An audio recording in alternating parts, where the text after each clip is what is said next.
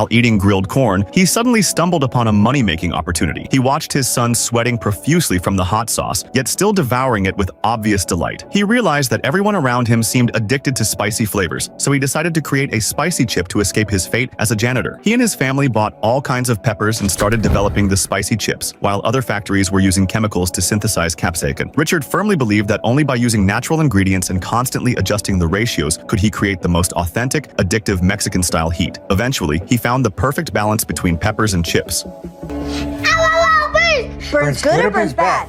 It burnt good. Although the hot sauce was perfected, Richard was just a janitor at the factory. His idea was ignored by company executives, who even mocked him publicly, saying if he was so great, why was he still just a janitor? So Richard called the CEO of the parent company directly and passionately pitched his hot sauce. The CEO was moved by Richard's enthusiasm. Richard got the address to mail samples, and soon he and his wife carefully packed up a large box of samples and sent them off. When the CEO tasted the first bag of chips, he was completely hooked. He didn't even bother wiping his hands before immediately calling back to say he wanted to visit the factory personally. When word got back to the factory, the old guard executive panicked. He publicly berated Richard, warning that if the CEO ultimately rejected this proposal, the factory could go under and all the workers would lose their jobs. Richard began doubting himself. When he got home and his wife learned everything, she told him firmly that she would stand by him no matter what. After that, she studied relevant books with him and helped him rehearse his presentation over and over. When the CEO arrived at the factory, Richard was still incredibly nervous, especially when asked about market share and similar questions. He completely froze. So he simply put down his prepared speech and started describing the spicy chips in his own plain language, talking about how much ordinary people loved spicy food. His sincerity moved the CEO, who decided on the spot to invest in the product. However, when Flamin' Hot Cheetos officially launched, the market response wasn't what they'd hoped for. It quickly became a slow-moving item on supermarket shelves. The factory manager decided to stop production, and Richard hit rock bottom again. Then it suddenly dawned on him. The problem wasn't the product itself. The factory hadn't advertised the spicy chips at all, so most people didn't even know they existed. So Richard contacted old friends and asked them to help with street marketing. They took to the streets to promote the product, handing out free samples to passersby. Richard even brought his family to supermarkets and bought every single bag of Flamin' Hot Cheetos off the shelves. Whenever other customers looked their way, he would enthusiastically recommend the snack. Before long, demand for Flamin' Hot Cheetos exploded. The craze swept through the streets. The CEO immediately placed an order for 8 million units,